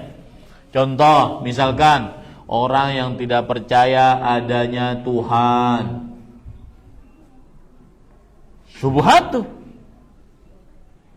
Contoh misalkan, doa sama Tuhan lu lama kabulnya. Makanya saya pindah agama. Syubhat. Syubhat yang lain dalam perkara akidah, meragukan kevaliditasan kesucian wahyu dari hadis Rasul sallallahu alaihi wasallam. Rasul kan manusia biasa. Kenapa perkataannya menjadi wahyu? Kan manusia biasa sama dengan kita. Makan di jalanan, minum, bergaul dengan istri, bisa marah, bisa sedih, bisa senang. Kenapa perkataan beliau wahyu? Ini namanya apa Pak? Syubhat. Hal yang samar-samar dalam agama. Ini syubhat, ini godaan paling terbesar di zaman sekarang. Contoh yang lain lagi, itu perkara akidah ya. Contoh yang lain lagi, misalkan saya beri contoh dalam perkara akidah. Tidak mengapa kita berdoa kepada makhluk yang sudah mati. Wahai fulan yang sudah meninggal, tolong saya. Syubhat. Akidah kita mengatakan iyyaka na'budu wa iyyaka nasta'in. Hanya kepada Engkau ya Allah kami beribadah, dan hanya kepada Engkau ya Allah kami minta tolong, kami berdoa. Maka kemudian pada saat itu ada yang mengatakan, enggak apa-apa Om, berdoa kepada orang yang sudah mati. Kenapa? Karena Allah memberikan kepada orang yang sudah mati tersebut kekuatan agar bisa mengabulkan doa. Ini syubhat. Padahal Allah berfirman, wa qala rabbukum ud'uni astajib lakum. Rabb kalian berfirman, berdoalah kalian kepadaku. Allah juga berfirman, ya, fad'ullaha mukhlishina lahuddin. Surat Ghafir ayat 14. Berdoalah kalian kepada Allah secara ikhlas. Itu akidah kita. Dan kita no discuss dalam hal itu. Nggak bisa didiskusikan. Sudah, ini akidah kami. Kami berdoa hanya kepada Allah. Datang syubhat nanti. Saya pernah kok minta kepada orang yang sudah mati, dikabulkan. Syubhat. Dan ingat Pak, konsepnya, garis bawahi baik-baik ibu-ibu. Semua syubhat tidak mesti harus dijawab. Ya, tidak mesti harus dijawab. Itu syubhat dalam perkara akidah. Baik. Contoh yang lain lagi, syubhat di dalam perkara ibadah. Di antaranya, karena sudah sampai derajat tertentu, maka sholatnya libur. Ada nggak itu di tengah kaum muslimin? Ada. Padahal nih, akidah nih, ibadah yang tetap nih, iman yang tetap bagaimana? Padahal Rasul Shallallahu Alaihi Wasallam 5 hari sebelum meninggal, bahkan terakhir ucapan beliau mengatakan as-salah wa ma malakat aimanukum. Jagalah salat dan berbuat baiklah kepada budak-budak kalian. Ada orang di zaman sekarang mengatakan kalau sudah sampai derajat tertentu, salatnya vacation, libur. Itu apa? Syubhat. Ya, syubhat. Contoh yang lain lagi. Oh, haji tidak perlu harus apa? Ke Mekah, ke Madinah. Tidak perlu harus bulan Dzulhijjah. Ganti aja biar tidak sesak. Ganti bulan Ramadan gantian per benua. Itu apa? Syubhat.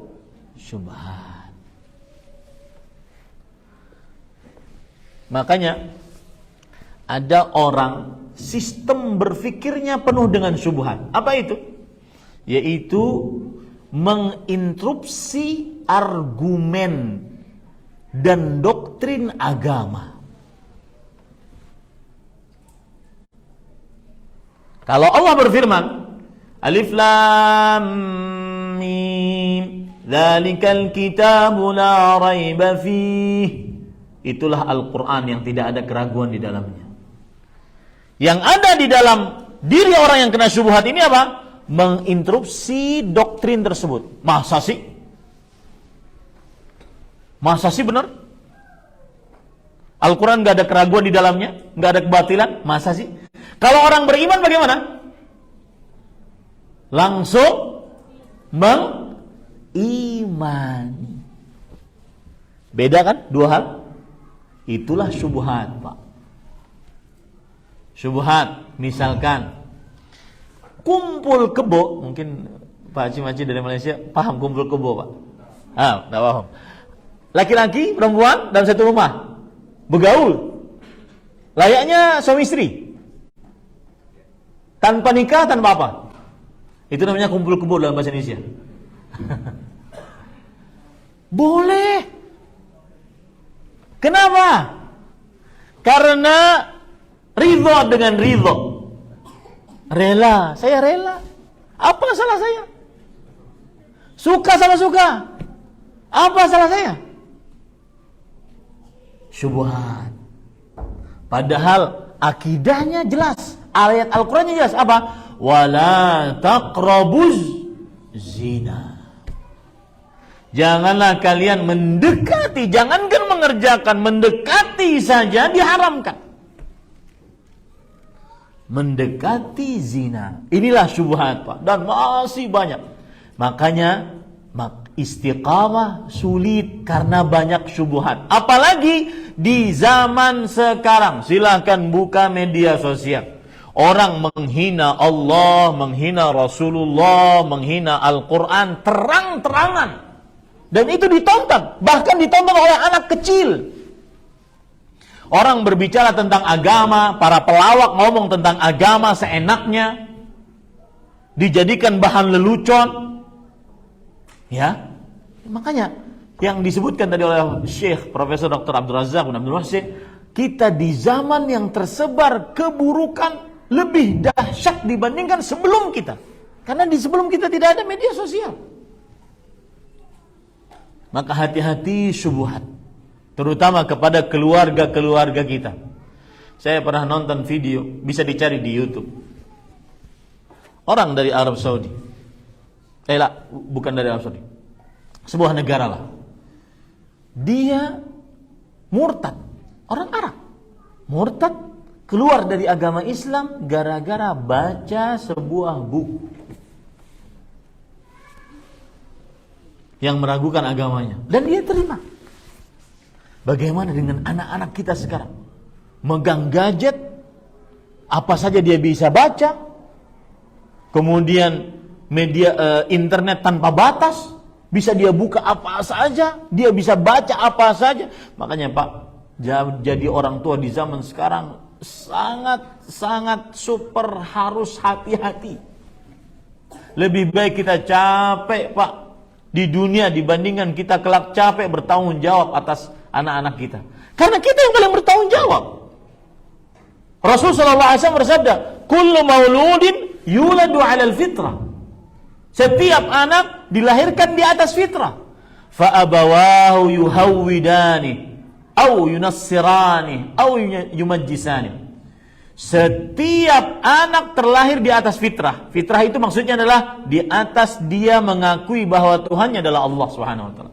Dia mau menerima Islam sebagai agamanya. Itu artinya fitrah. Maka fa di sini maksudnya kata para ulama faus sababiyah. Maka orang tuanya lah penyebab utama dia menjadi Yahudi atau Nasrani atau Majusi. Berhati-hatilah Pak dengan gadget dan media sosial dengan anak-anak kita. Bukan dia haram, tetapi orang tua yang harus benar-benar sigap hati-hati dengan apa yang dibaca, didengar, dilihat oleh anak-anak kita. Itu syubhat. Dan itu paling besar. Syubhat sebabnya apa? Taqdimul aql ala syara', kata Imam Al-Qayyim rahimahullah. Syubhat sebabnya adalah lebih mengedepankan akal dibandingkan syariat. Ini penyebab syubhat. Mengedepankan akal dibandingkan syariat. Seperti tadi Allah Subhanahu wa taala berfirman, Ya ayyuhalladzina amanu innamal khamru wal maisiru wal ansab wal azlam rijsun min amali syaitan fajtanibu la'allakum tuflihun. Wahai orang beriman, sesungguhnya innamal khamru, minuman yang memabukkan, wal maisir, judi, mengundi nasib, kemudian wal azlam, dan penyembahan terhadap berhala. Mengundi nasib dan penyembahan terhadap berhala. Ini adalah perbuatan rijs, kotor. Jauhilah agar kalian beruntung. Orang beriman mengatakan, oh iya siap, sami'na wa ata'na. Tapi orang yang ada syubhat di dalam dirinya apa? Masa sih menjauhi khamar kita jadi beruntung? Kok bisa? Itu syubhat. Makanya para ulama mengatakan sebab syubhat adalah mengedepankan akal dibandingkan apa? Syariat. Dan ujung akibat dari syubhat dua hal. Kekufuran, kesyirikan, atau kemunafikan. Ujung akibat dari syubhat dua hal. Kalau tadi saya berbicara tentang ibadah ya Pak. Sekarang tentang muamalah, tentang adab dan akhlak perempuan sekarang. Pakaian. Ada yang mengatakan bahwasanya jilbab pakaian orang Arab. Bukan syariat Islam. Syubhat. Syubhat. Jelas-jelas ayatnya dalam Al-Quran. Yudnina alaihinna min jalabibihinna. Hendaknya para wanita memakai jilbab-jilbab mereka, memanjangkan jilbab-jilbab mereka. Jelas ayatnya dalam Al-Quran.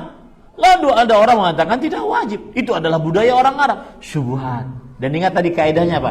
Tidak semua syubhat harus dijawab. Itu konsepnya ibu-ibu. Ingat baik-baik. Apa yang dimasukkan oleh orang dari syubhat, nggak usah dijawab. Kita punya ayat. Kita punya dalil.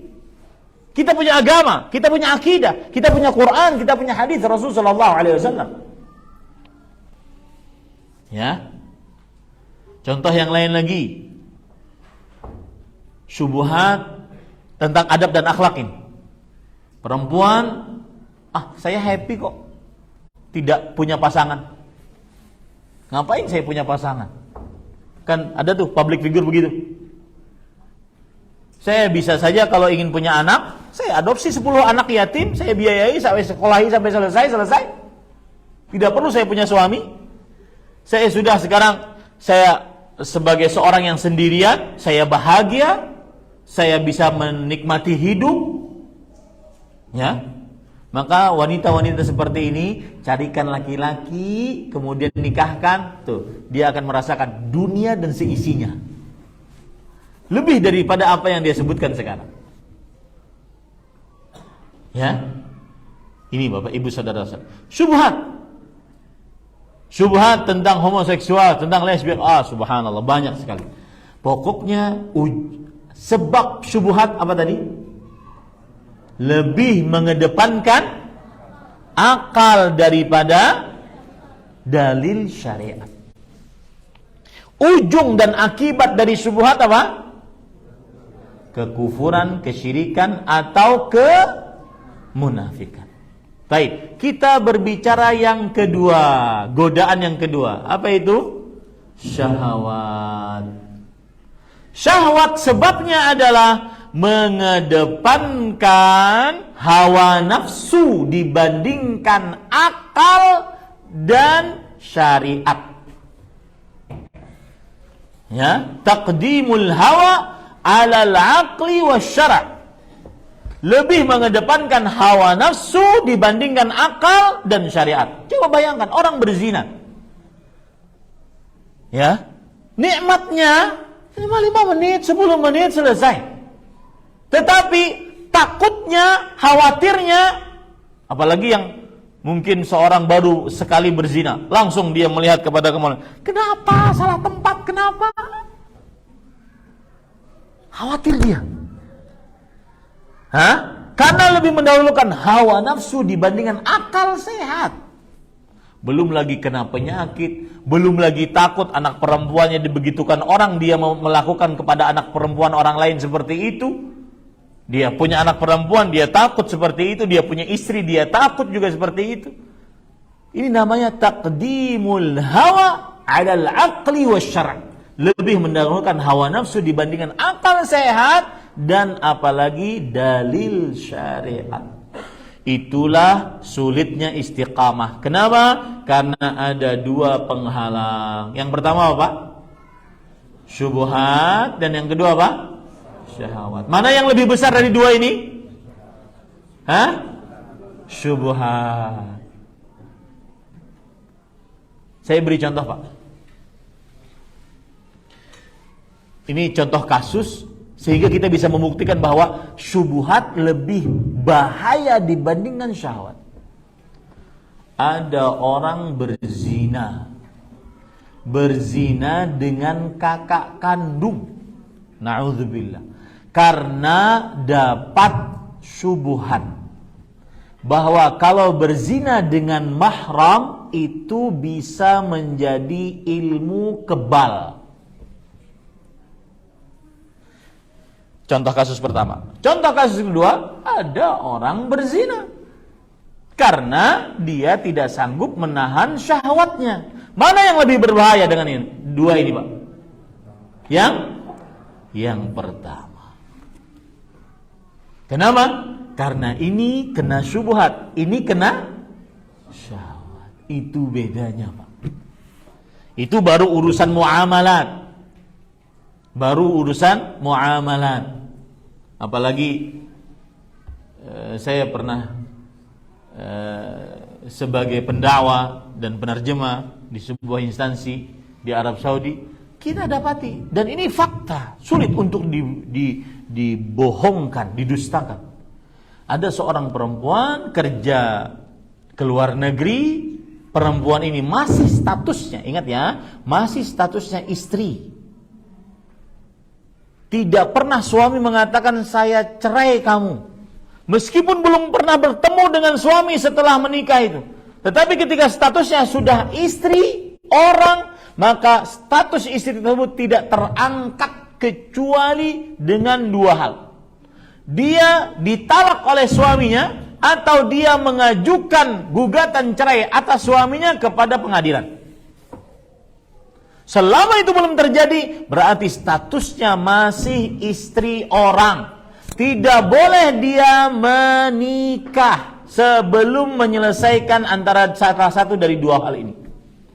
Sekarang berapa banyak tenaga kerja wanita yang kerja ke luar negeri, suaminya menunggu di sana lama, mengurus anak-anak, kemudian karena merasa sudah tidak pernah lagi berhubungan dengan suami, merasa akhirnya dia adalah wanita yang single, wanita yang sendirian. Tidak benar. Itu adalah syubhat. Ya, hati-hati. Banyak nggak, Pak, itu terjadi? Yang disebut akhirnya nanti menjadi poliandri. Banyak sekali. Bapak Ibu saudara-saudari, termasuk syahwat. Ini saya khususkan untuk ibu-ibu dan juga bapak-bapak sekalian, terutama bapak-bapak, anak-anak perempuan kita. Saya diberitahu oleh kawan-kawan anak-anak muda, Ustadz, mohon diperingatkan para orang tua bahwa di tengah anak muda ada istilah alternatif life. Apa itu? Mungkin dia keluar rumah berjilbab, mungkin dia keluar rumah bahkan bercadar. Tapi ketika dia di dalam kamar, di dalam rumah punya kamar sendiri, di dalam kamar mandi ada kamar mandi, kalau mau makan tinggal pesan online, tidak pernah keluar kamar, tidak pernah berkomunikasi dengan bapak, ibu, internet tanpa batas. Ya, apa yang terjadi? Jual diri di dalam kamar. Buka payudara, dapat. Kembang, dapat. Kalau live di media sosial, jual, mohon maaf, pantat, dapat uang, dapat transferan. Hati-hati. Makanya wajar Rasul sallallahu alaihi wa ala alihi wasallam bersabda, "Man ala jariyatain." Barang siapa yang mengurus dua anak perempuan hatta tablugha, kemudian dia urus dengan baik sampai baligh, maka aku dan dia seperti ini dalam surga. Mengurus anak perempuan lebih harus selektif dibandingkan mengurus anak laki-laki. Ini semua berkaitan dengan sulitnya istiqamah, tapi tidak mustahil. Ini sampai jam berapa tadi?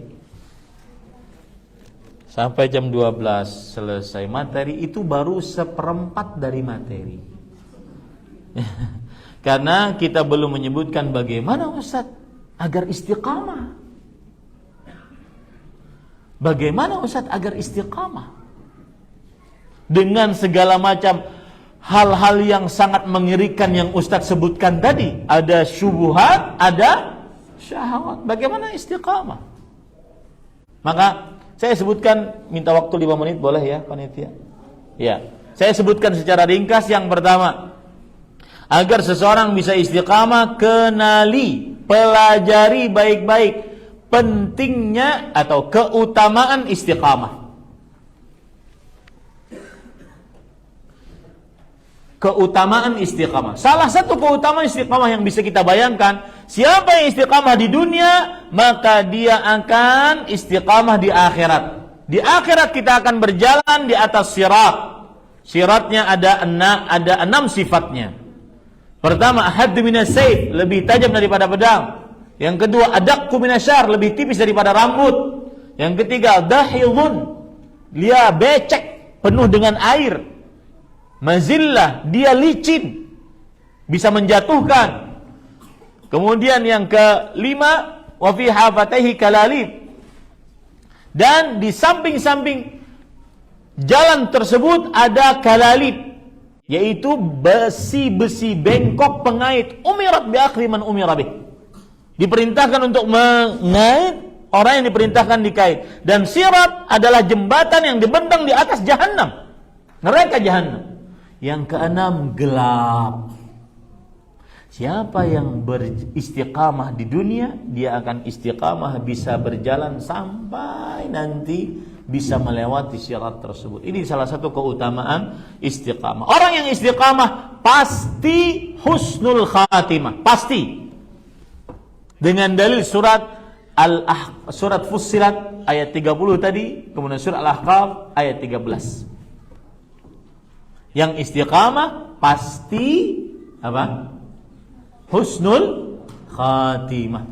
Bapak ibu, saudara-saudari, bapak ibu mungkin bisa kaya sekaya apapun, rumah megah, mobil mewah, harta bertumpuk ruah, emas, perak, kilauan, tetapi tidak ada nikmat yang lebih besar yang pernah Allah berikan kepada seorang hamba dibandingkan husnul khatimah. Meninggal saat sujud, subhanallah, indah sekali. Meninggal saat berdakwah, Subhanallah. Meninggal saat baca Quran, meninggal saat puasa, meninggal saat berjihad, meninggal saat berbakti kepada orang tua, meninggal saat mencari nafkah untuk anak istri. Ini adalah jihad. Tidak ada yang lebih indah daripada itu. Tidak ada yang lebih indah daripada itu. Ingat baik-baik itu. Maka apa syaratnya? Istiqamah. Dan saya beri 3 mata rantai yang tidak pernah terputus. Ikhlas menghasilkan istiqamah. Istiqamah berbuah husnul khatimah. Itu 3 mata rantai yang tidak pernah terputus dan tidak boleh terputus. Pasti. Jika ikhlas, pasti orang istiqamah. Jika istiqamah, pasti berbuah husnul khatimah. Alangkah indahnya ketika seseorang meninggal dalam keadaan sekarat, dia mengucapkan la ilaha illallah. Indah sekali, Pak. Beda dengan yang disebutkan oleh Imam Ibnu Abi Dunya dan juga Imam Al-Qayyim. Ketika meninggal, kemudian ketika dalam keadaan sekarat, sakaratul maut, dikatakan kepada dia, ya fulan, qul la ilaha illallah. Wahai fulan, ucapkan la ilaha illallah. Kemudian orang ini mengatakan dalam bahasa Arab, syahid, asqini. Artinya apa? Sekak. Karena dia setiap hari main catur berjudi. Setiap hari minum khamar. Ketika mau meninggal dalam keadaan sekarat, minta dituangkan khamar. Al-insan yamutu ala ma'asha alaih. Seseorang akan mati sesuai dengan kebiasaan hidupnya. Maka carilah kebiasaan-kebiasaan yang indah. Saat meninggal dunia dalam keadaan mengumandangkan azan, itu kan banyak tuh di internet. Saat meninggal dunia dalam keadaan berkhutbah Jumat, subhanallah. Ini luar biasa. Dengan itu kita akan berusaha istiqamah. Mengingat keutamaan istiqamah. Yang pertama, yang kedua, Bapak Ibu saudara-saudari yang dimuliakan oleh Allah Subhanahu wa taala. Agar seseorang istiqamah adalah, ini yang kedua juga sangat istimewa, berdoa kepada Allah Subhanahu wa taala. Dan saya berpesan, yang sekarang hidupnya adem ayem, suaminya tidak macam-macam, sholat 5 waktu, baca Quran, puasa bulan Ramadan, bahkan puasa Senin Kemis, bahkan i'tikaf di masjid, istrinya jilbaban, tidak macam-macam, taat kepada suami, sabar mendidik anak, maka jangan pernah aman dengan syubhat dan syahwat. Lihat doa Rasulullah SAW riwayat Muslim. Beliau bersabda, Allahumma inni a'udzubika min zawali ni'matik wa tahawuli afiatik wa fujaati nikmatik wa jami'i sakhatik. Ya Allah, aku berlindung kepada Engkau dari hilangnya nikmatmu, berubahnya afiat yang Engkau berikan. Suami mulai kenal dengan perempuan, istri karena nonton akhirnya kena syubhat. Kita nggak tahu. Kita tidak tahu kapan Allah mencabut hidayah dari seseorang. Kita tidak tahu. Banyak-banyak berdoa minta istiqamah. Di antaranya doanya tadi apa? Ya muqallibal qulub, tsabbit qalbi ala dinik. Di antara doanya juga Rabbana la tuzigh qulubana ba'da idh hadaitana. Di antara doanya juga Allahumma a'inni ala dzikrika wa syukrika wa husni ibadah. Di antaranya doanya juga Allahumma hdini wa saddini. Ya Allah, selalu beri petunjuk kepadaku ya Allah. Tuntun aku di jalan yang benar ya Allah. Zikir setiap pagi setelah subuh, jangan pernah lewat. Apa itu?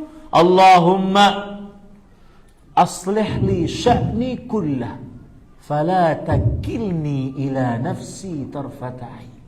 Ya Allah, perbaiki seluruh urusanku. Jangan sandarkan diriku kepada diriku. walau sekejap mata. Tanpa ada petunjuk dari Allah susah Pak istiqamah. Susah istiqamah. Kemudian yang ketiga, yang terakhir, yaitu harus berusaha.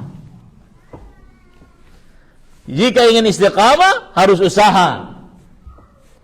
Ya, harus menahan yang terlarang dan harus semangat mengerjakan yang diperintah. Saya beri contoh Pak. Ingin bangun sholat tahajud yang sudah lama kita tinggalkan. Bagaimana caranya? Harus usaha Pak. Sediakan alarm handphone. Istri diingatkan, bangunkan ya. Handphonenya alarmnya bunyi, istrinya alarmnya bunyi juga. Ngorok maksudnya. Ya, nggak bangun. Oke, malam pertama, malam kedua, coba lagi. Alarmnya bangun, kemudian dilihat, kemudian dimatikan. Coba lagi, jangan pernah putus asa. Harus ada mujahadah.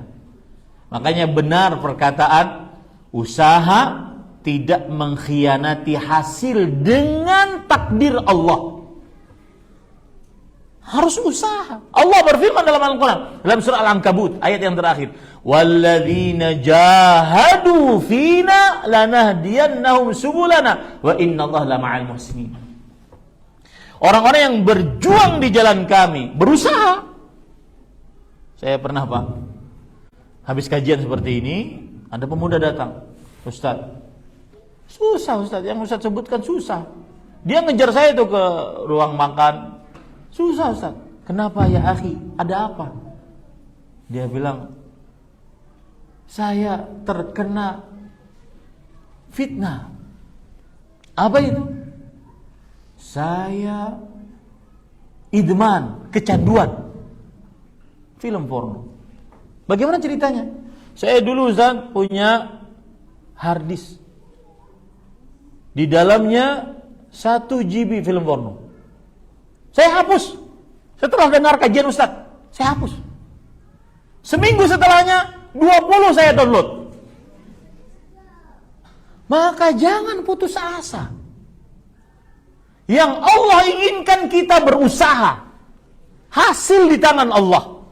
Walladzina jahadu fina lanahdiyannahum subulana.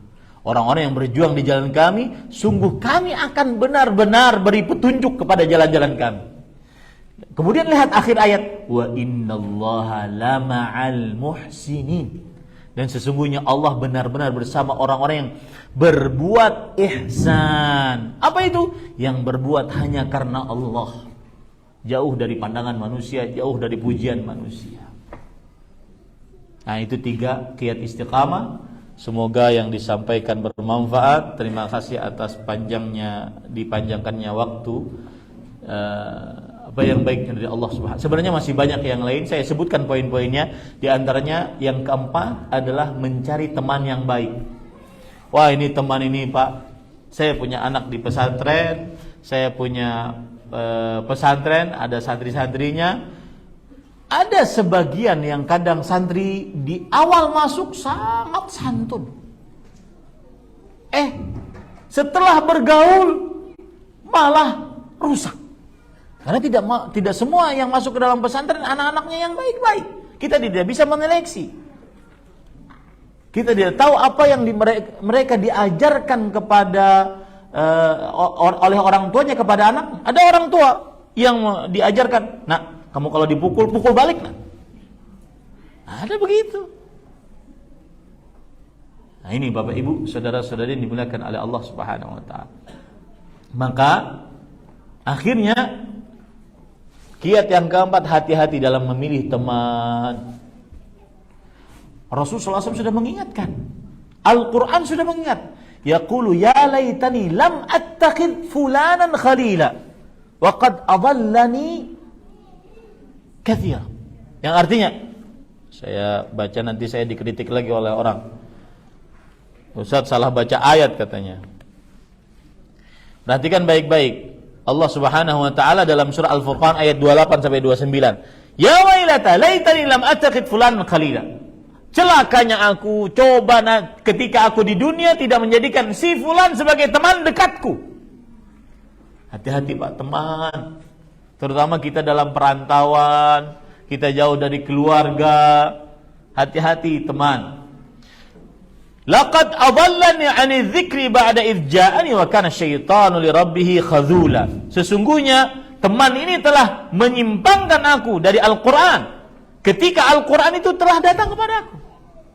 Maka hati-hati teman. Rasulullah SAW sudah mengingatkan, Al-mar'u ala dini khalili falyanzur amman yukhalil. Hadis riwayat Imam Abu Daud. Seseorang sesuai dengan temannya. Saya bisa mengetahui bapak bagaimana sifatnya, saya akan lihat circle-nya siapa, temannya siapa. Sangat mudah mengetahui orang. Lihat temannya siapa, teman duduknya, teman nongkrongnya, teman WhatsApp-annya, satu grupnya siapa. Karena seseorang, kata Rasulullah SAW, sesuai dengan ajaran agamanya. Seseorang sesuai dengan temannya. Ya, ajaran agama temannya. Maka perhatikanlah dengan siapa dia berteman. Ini yang keempat. Yang kelima, Bapak Ibu saudara-saudari yang dimuliakan oleh Allah Subhanahu wa taala, ini yang kelima, harus paham agama. Istiqamah tidak akan mungkin tanpa paham agama. Istiqamah wajib paham agama. Makanya orang yang berilmu agamalah yang paling takut kepada Allah Subhanahu wa taala. Innama yakhsyallaha min ibadihil ulama. Sesungguhnya hanya para ulama yang berilmu agama yang takut kepada Allah Subhanahu wa taala. Pak, saya ingin berbicara tentang takut ini ya. Di dalam bahasa Indonesia atau bahasa Melayu takut ya takut. Tapi kalau dalam bahasa Arab ada 3 kata minimal. Khauf, khasyah, kemudian rahbah. Apa bedanya? Khauf, takut terhadap sesuatu, akhirnya dia menjauh. Baik. Khasyah, di dalam ayat tadi sesungguhnya yang khasyah kepada Allah hanya para ulama. Khasyah adalah takut dengan mengenali yang ditakuti. Itu bedanya khauf dengan apa? Khasyah. Semakin orang mengenal Allah, mengenal syariat Allah, berilmu agama, dia semakin takut kepada Allah Subhanahu wa taala. Nah ini Bapak Ibu Saudara. Sedangkan rahbah adalah dia khawatir terhadap sesuatu. Itu artinya rahbah. Nah, kira-kira itu yang bisa saya sampaikan. Semoga yang disampaikan bermanfaat. Apa yang baiknya dari Allah Subhanahu wa taala. Dan kita istirahat. Nanti kemudian dilanjutkan pada sesi yang kedua, yang juga menarik untuk dibahas, yaitu berkaitan dengan kajian keluarga muslimah, yang semoga dengan mengkajinya kita semakin sakinah, mawaddah dan rahmah. Saya berharap agar Bapak Ibu mengikutinya sampai selesai, sehingga kita mendapatkan ilmu yang sempurna pada kesempatan kali ini. Wallahu a'lam. Sallallahu nabiyana Muhammad walhamdulillahi rabbil alamin. Wassalamualaikum warahmatullahi wabarakatuh. Beberapa pengumuman sedikit untuk yang sekarang sudah hampir mau memasuki waktu zuhur, sekitar 1 atau 2 menit lagi. Ikhwan bisa, para ibu sekalian bisa sholat jamaah di masjid segera. Kurang lebih iqamahnya sekitar 15 menit lah, 15 atau 20 menit lagi ada. Setelah sholat zuhur jamaah di sana, bisa balik lagi ke sini. Insya Allah sudah ada konstruksi disediakan oleh Darabin untuk ibu-ibu, untuk akhwatnya mungkin bisa dikondisikan masing-masing oleh panitia. Mau aksan sholat dulu, ibu-ibu juga di masjid sana ada bagian untuk perempuan.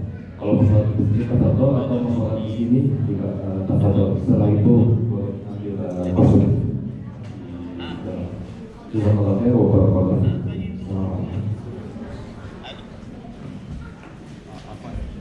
Kajian mulai lagi pukul 2 setengah.